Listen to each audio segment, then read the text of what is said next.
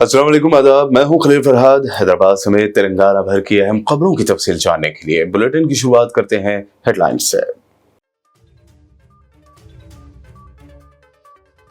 तेलंगाना के कई अजला में बढ़ेगा टेम्परेचर, मंचिरियाल में सबसे ज्यादा गर्मी। हैदराबाद के शहरियों को फिलहाल राहत, छाए रहेंगे बादल।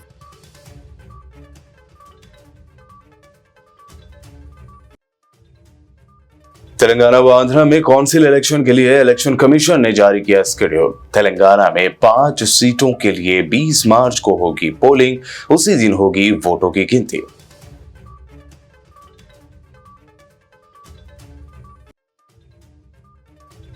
ग्रेजुएट इलेक्शन की तशहीर के दौरान सीएम रेवंत रेड्डी ने किया निखत जरीन और मोहम्मद सिराज का जिक्र। निजामाबाद में कहा, निखत जरीन को 2 करोड़ और नौकरी, जबकि सिराज को डीएसपी की नौकरी दी, इसलिए कांग्रेस को दे वोट।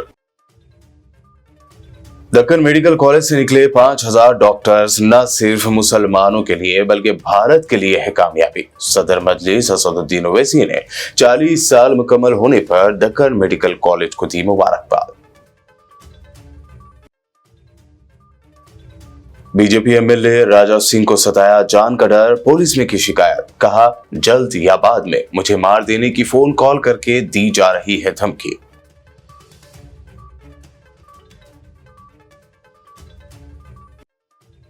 एसएलबीसी टनल में फंसे मजदूरों के जिंदा होने के इम्कानात कम, मजदूरों की नहीं आ रही आवाज। तेलंगाना के वज़ीरा उत्तम कुमार रेड्डी, कोमटी रेड्डी, जुबल्ली कृष्ण राव ने किया इंस्पेक्शन।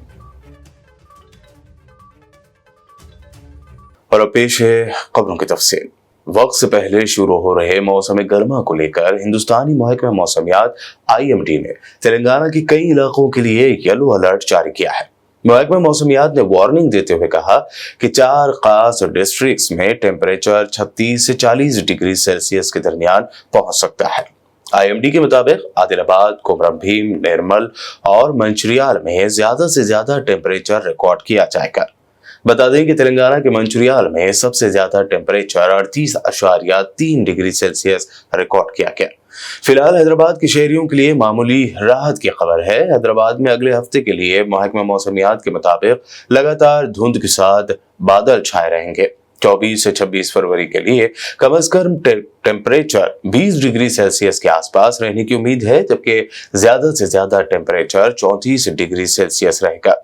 27 फरवरी के बाद हैदराबाद में गर्मी में शिद्दत आ सकती है।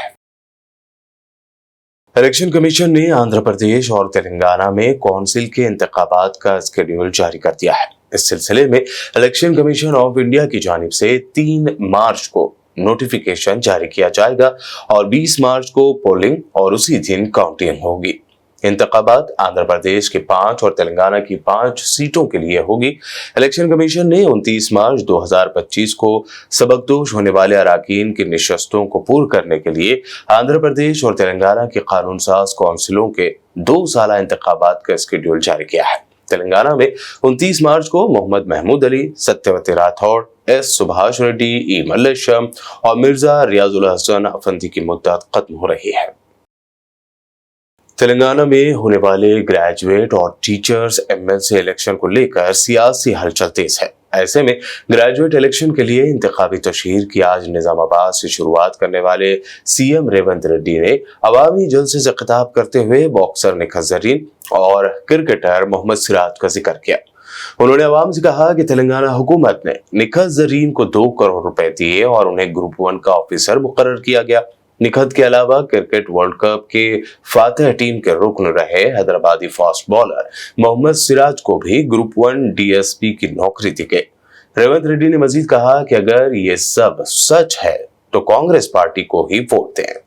मी ऊर्लो इक्कड़ मी मी मी मी కాలనీలో తిరిగిన నిఖత్ జరీన్ బాక్సింగ్ లో ఛాంపియన్షిప్ తీసుకొస్తే నిఖత్ జరీన్ కి గ్రూప్ 1 జాబ్ DSP జాబ్ ఇచ్చి 2 కోట్ల రూపాయల నగదు ఇచ్చి మీ నిజామాబాద్ బిడ్డను ఈ రోజు గ్రూప్ 1 DSP ఆఫీసర్ గా నేను నియమించింది నిజమైతే మీరు కాంగ్రెస్ పార్టీకి ఓటు వేయండి, లేకపోతే కాంగ్రెస్ పార్టీకి ఓటు వేయకండి।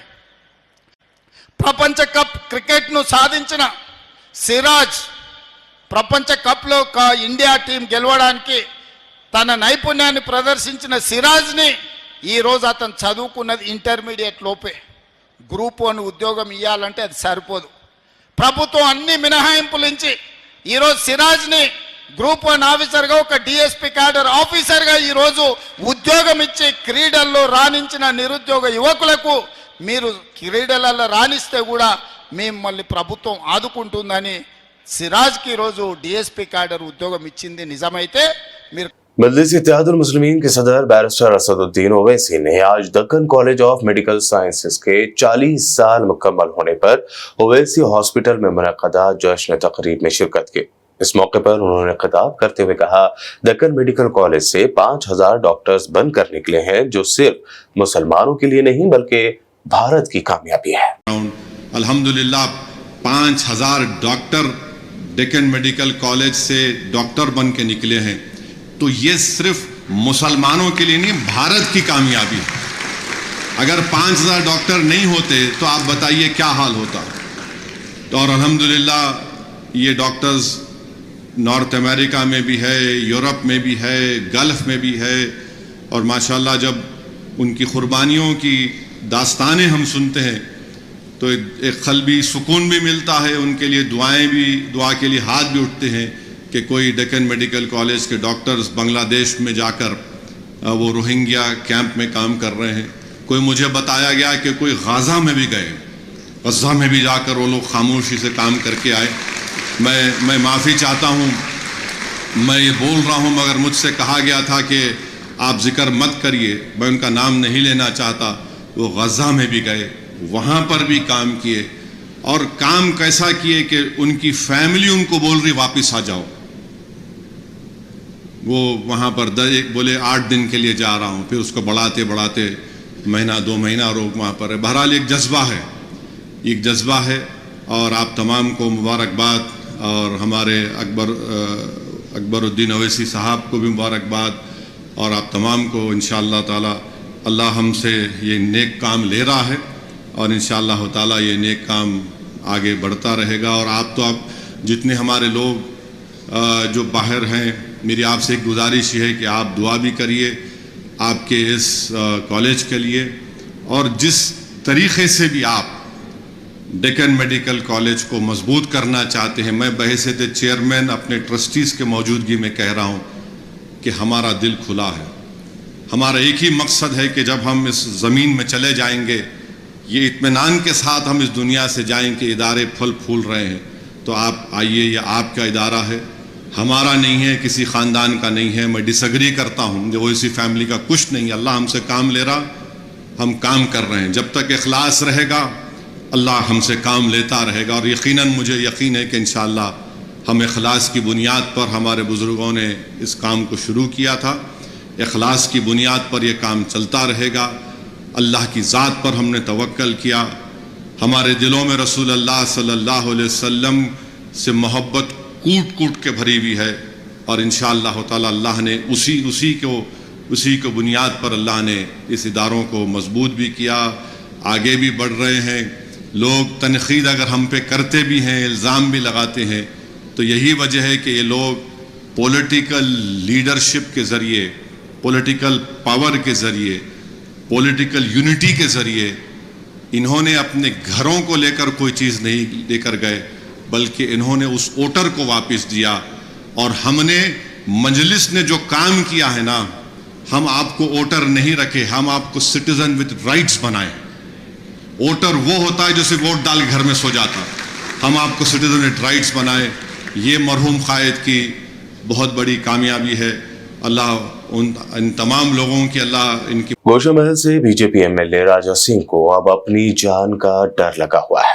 कल इतवार को टी राजा सिंह ने पुलिस में शिकायत दर्ज कराई कि कुछ लोग उन्हें जान से मारने की धमकी दे रहे हैं। राजा सिंह ने इल्जाम लगाया कि उन्हें 2 अलग अलग नंबरों से फोन कॉल्स आई थी, जिसमें उर्दू जुबान में बात करते हुए लोगों ने जान से मारने की धमकी दी थी। बीजेपी एमएलए के मुताबिक फोन करने वाले ने कहा कि मुझे उनसे कोई नहीं बचा सकता, जल्द या बाद में वो राजा सिंह को मार देंगे। गोशा महल एमएलए की शिकायत के बाद पुलिस इस मामले की जांच कर रही है। आपको बता दें कि इससे पहले भी राजा सिंह ने शिकायत दर्ज करवाई थी कि उन्हें जान से मारने की धमकियां मिल रही हैं। बुलेटिन में वक्त हुआ है एक शॉर्ट ब्रेक का। जल्द लौटेंगे और देखेंगे मज़ीद अहम खबरें।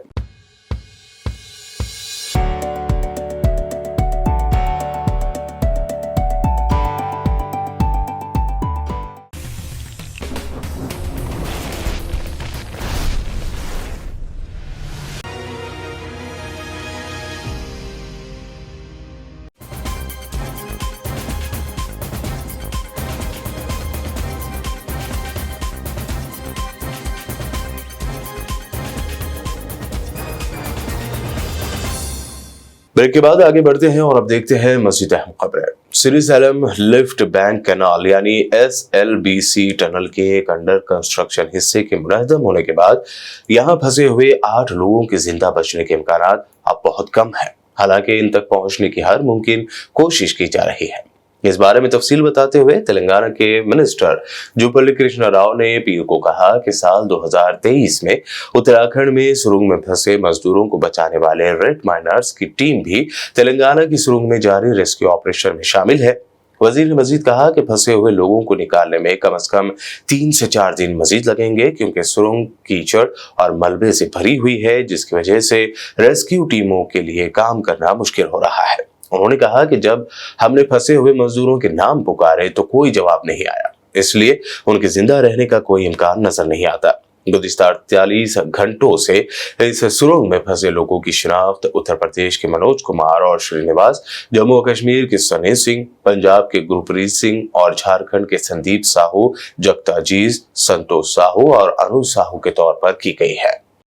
सर, अभी रात में क्या काम हो रहा है या फिर कितने लोग अभी इस वक्त जुटे हुए हैं इस राहत बचाव कार्य में? कितने लोग जुटे हुए हैं? उसमें पूरे 8 जने हैं अंदर, उसमें 4 जने जो है they are labourers, other 4 are the employees of the company and they are 2 from the American company employees, one is from Kashmir, another from some other states.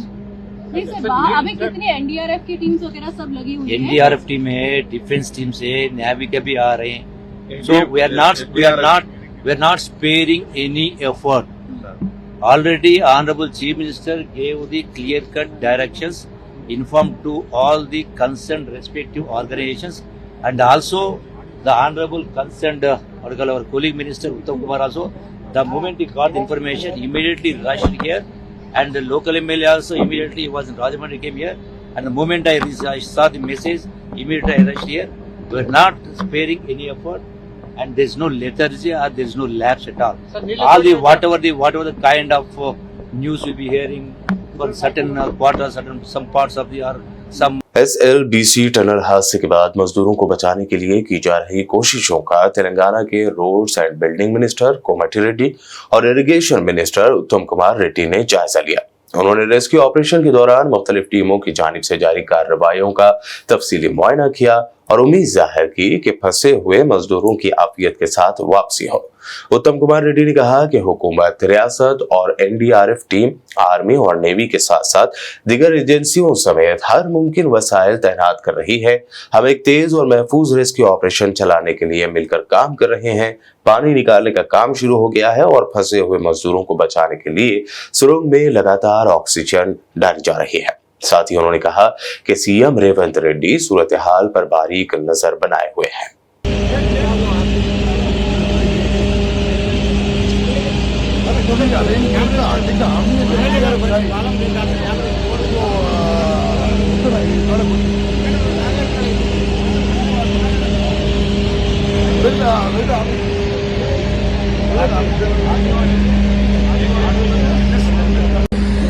इस दौरान तेलंगाना के साबिक वजीर और बीआरएस लीडर जगदीश रेड्डी ने SLBC टनल हादसे को लेकर सीएम रेवंत रेड्डी पर तनकीद की। उन्होंने इस हादसे पर रद्द-ए-अमल जाहिर करते हुए कहा कि दीगर रियासतों से आए हुए इन मजदूरों ने तेलंगाना की तरक्की में अहम रोल अदा किया है, फिर भी तेलंगाना की कांग्रेस हुकूमत उन्हें बचाने के लिए कोई मुस्बत कोशिश करने में नाकाम रही है। उन्होंने याद दिलाया कि गुज़िश्ता सरकारों में सीएम कभी MLC ग्रेजुएट इलेक्शन की तशहीर के लिए नहीं गए थे। उन्होंने इंसानी जिंदगी के तय कांग्रेस हुकूमत की लापरवाही का इल्जाम लगाते हुए कहा कि सीएम रेवंत रेड्डी ने कोई इंसानियत और जिम्मेदारी के जज्बात नहीं दिखाए हैं। కానీ ఇక్కడ రాష్ట్ర ప్రభుత్వం ఎంత సీరియస్గా తీసుకుందనే దానికి ప్రధానమైన ఉదాహరణ ముఖ్యమంత్రి గారి ఇవాళ పర్యటన. ఒకవైపు 8 మంది పౌరులు ఏమైందో తెలియని పరిస్థితులలో ఉంటే వాళ్ళ కుటుంబాలు యువతల ఎంత దారుణమైన హింస పడుతుంటాయో, రాష్ట్రంలో ఉండే లక్షలాది మంది ప్రజలు ఎదురు చూస్తున్నారు. నిమిషం నిమిషం ఏమైనా అప్డేట్ వచ్చిందా, ఏమైనా తెలిసిందా, ఏం జరిగిందని ఇళ్లలో ఉండే మహిళలతో సహా అందరూ కూడా వాకప్ చేస్తున్నారు, అడుగుతున్నారు ఏమైంది, అదేమన్నా తెలిసిందా, శ్రీశైలంది వాళ్ళు ఎట్లా ఉన్నారు అని చెప్పి. రాష్ట్రమంతటా ఇంత ఆతృత పడుతుంటే ముఖ్యమంత్రి ఎన్నికల ప్రచారానికి పోయిండు. ఇంతకు మించిన సిగ్గుమాలిన చర్య ఇంకొకటి ఉంటుందా? ఇంతకు మించిన అమానవీయమైన చర్య ఇంకొకటి ఉంటుందా? వాస్తవానికి ఇప్పటివరకు ఈ ఎమ్మెల్సీ ఎన్నికల ప్రచారం అనేది ఏ ముఖ్యమంత్రి చేయలే ఎక్కడ కూడా నాకు తెలిసి.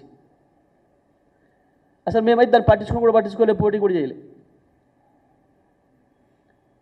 అదో పెద్ద సమస్య కాదు. దాంట్లో अलखजमरी याकुतपुरा के मजलिसी एमएलए जाफर हुसैन मिराज ने आज पीर को मुगलपुरा डिवीजन के मुख्तलिफ इलाकों का दौरा करते हुए तरक्याती कामों का मुआयना किया है। इस मौके पर उन्होंने मकामी अफराद से मुलाकात की और उनके मसाइल से वाकफियत हासिल करते हुए उन्हें फौरी हल करने का तयक़ुन दिया। इस मौके पर मकामी लोगों ने एमएलए का शुक्रिया अदा किया। वहीं मुगलपुरा डिवीजन की मजलिसी कॉरपोरेटर नसरीन सुल्ताना, इब्तिदाई यूनिट के सुदूर सरगर्म कारकुनान व दीगर इस मौके पर मौजूद थे। माला वेलफेयर एसोसिएशन के जिला सदर कोपुला रमेश ने चनूर के रुकन असम्बली विवेक वेंकट स्वामी के खिलाफ नामुनासिब तबसरा करने वाले लीडर वेंकटेश से फौरी माफी मांगने का मुतालबा किया है। उन्होंने पीर के रोज आदिलाबाद में मीडिया कॉन्फ्रेंस करते हुए वेंकटेश को शदीद तनकीद का निशाना बनाया और गैर मशरूत माफी मांगने का मुतालबा किया। ప్రెస్ మీట్ యొక్క ముఖ్య ఉద్దేశం, మొన్న హైదరాబాద్లో సోమాజీ ప్రెస్ క్లబ్లో జరిగినటువంటి వెంకటేష్ నేత ఏవైతే ఈరోజు బీజేపీ కనుసన్నలో నడుస్తూ బీజేపీ గేమ్ ప్లాన్లో ఒక భాగమైనటువంటి వెంకటేష్ నేత మా వివేక్ వెంకట స్వామిపై చెన్నూరు ఎమ్మెల్యే, అదేవిధంగా మాల జాతి యొక్క ముద్దుబిడ్డపై అనుచిత వాక్యాలను తీవ్రంగా ఖండిస్తున్నాం. తను చేసిన వాక్యాలు ఏదైతున్నాయో మాలలను అడ్డు పెట్టుకొని వివేక్ వెంకట స్వామి గారు వర్గీకరణను అడ్డుకుంటున్నారని ఏదైతే వాక్యాలు చేస్తున్నామో దాన్ని తీవ్రంగా ఖండిస్తున్నాం. ఒకసారి వెంకటేష్ నేత తన చరిత్ర గుర్తుంచుకోవాలి. ఇవాళ నిజంగా వివేక్ వెంకట స్వామి గారు ఇట్లా వర్గీకరణను అడ్డుకున్నట్టయితే ఈరోజు అసెంబ్లీలో కానీ ఎక్కడైనా కానీ వర్గీకరణ యొక్క బిల్లు వచ్చే ఉండేది కాదు అని చెప్పి ఈ సందర్భంగా నేను తెలియజేస్తున్నా. వర్గీకరణను ఒక మాల ఉపకులాల్లో 26 కులాల్లో వెంకటేష్ నేత ఒక కులం. దానికి వర్గీకరణలో జరిగినటువంటి అన్యాయాన్ని ఎదిరించడం పోయి ఉల్టా వ్యక్తిగత కక్షలతో వ్యక్తిగతంగా దూషణలు చేయడం వివేక్ వెంకట స్వామిపై సరైంది కాదు. జీవో 29 ఒకటే చెప్తుంది, ఈరోజు ఎవరైతే ఫస్ట్ వస్తే కూడా రిజర్వేషన్లకు వెళ్ళే ఆ కోటాను ఇస్తున్నారు. అంటే ఎంత ర్యాంక్ వచ్చినప్పటికీ కూడా రిజర్వేషన్ కోటాలనే ఉద్యోగం ఇవ్వడానికి ఈరోజు రాష్ట్ర ప్రభుత్వం పెద్ద ఎత్తున ప్రయత్నం చేస్తుంది. అదేవిధంగా ఈడబ్ల్యూఎస్ అనేది మీ బీజేపీ ప్రభుత్వం తీసుకొచ్చింది. शहर हैदराबाद के मजाफाती इलाके रंगारेड्डी जिले के नरसिंगी में आज पीर को एक फर्नीचर बनाने वाले कारखाने में भयानक आग लग गई। वाकई के वक्त फर्नीचर के कारखाना बंद था, इसलिए किसी के जख्मी या हलाक होने की खबर नहीं है। अहदेदारों को शक है कि शॉर्ट सर्किट की वजह से ये आग लगी होगी। मकामी लोगों ने गोदाम से कसीफ धुआं निकलते देखा और फिर फायर ब्रिगेड डिपार्टमेंट और पुलिस को इसकी इत्तला दी। अहदेदारों ने बताया कि सागवान की लकड़ी और फोम जैसी आग पकड़ने वाली अशिया की मौजूदगी की वजह से आग तेजी से फैली और आसपास गहरा धुआं फैल गया। उन्होंने बताया कि आग से हुए नुकसान का अभी तक अंदाजा नहीं लगाया जा सकता है। नरसिंगी पुलिस इस मामले की जांच कर रही है। कुकुटपल्ली के इलाके प्रशांत नगर में कल रात प्लास्टिक ग्लास और पेपर प्लेट्स तैयार करने वाली एक कंपनी में अचानक आग लग गई और देखते ही देखते आग के शोले बुलंद होने लगे, जिसकी इत्तला फायर ब्रिगेड्स को दी गई। फायर फाइटर्स ने फौरी मकाम वाक़या पहुंचकर आग पर काबू पा लिया। आग देखकर वर्कर्स फौरी बाहर निकल गए थे। फिलहाल हादसे में जानी नुकसान की इत्तला नहीं है। तेलंगाना एसीबी ने आज एक और रिश्वतखोर सरकारी अफसर को रंगे हाथों पकड़ लिया है। तफसीलात के मुताबिक राजेंद्र नगर सर्कल के बिल कलेक्टर सी मधु को तेलंगाना एसीबी के ओहदेदारों ने रिश्वत के 45,000 रुपए वसूल करते हुए रंगे हाथों गिरफ्तार किया। बिल कलेक्टर सी मधु ने शिकायत कुनिंदा की फैक्ट्री के प्रॉपर्टी टैक्स में इजाफा न करने के एवज 1 लाख रुपए रिश्वत मांगी थी और इसके तहत 45,000 रुपए वसूल कर रहा था। बुलेटिन के आखिर में हेडलाइंस पर डालते हैं एक और नजर। तेलंगाना के कई अजला में बढ़ेगा टेम्परेचर, मंचिरियाल में सबसे ज्यादा गर्मी, हैदराबाद के शहरियों को फिलहाल राहत, छाए रहेंगे बादल।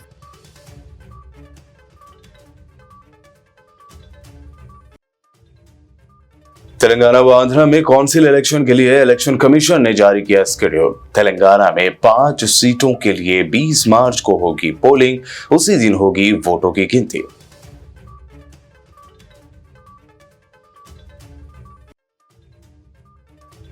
ग्रेजुएट इलेक्शन की तशहीर के दौरान सीएम रेवंत रेड्डी ने किया निखत जरीन और मोहम्मद सिराज का जिक्र। निजामाबाद में कहा निखत जरीन को 2 करोड़ और नौकरी, जबकि सिराज को डीएसपी की नौकरी दी, इसलिए कांग्रेस को दे वोट। दक्कन मेडिकल कॉलेज से निकले 5,000 डॉक्टर्स न सिर्फ मुसलमानों के लिए बल्कि भारत के लिए है कामयाबी। सदर मजलिस असदुद्दीन ओवैसी ने 40 साल मुकम्मल होने पर दक्कन मेडिकल कॉलेज को दी मुबारकबाद। बीजेपी एमएलए राजा सिंह को सताया जान का डर, पुलिस में की शिकायत, कहा जल्द या बाद में मुझे मार देने की फोन कॉल करके दी जा रही है धमकी।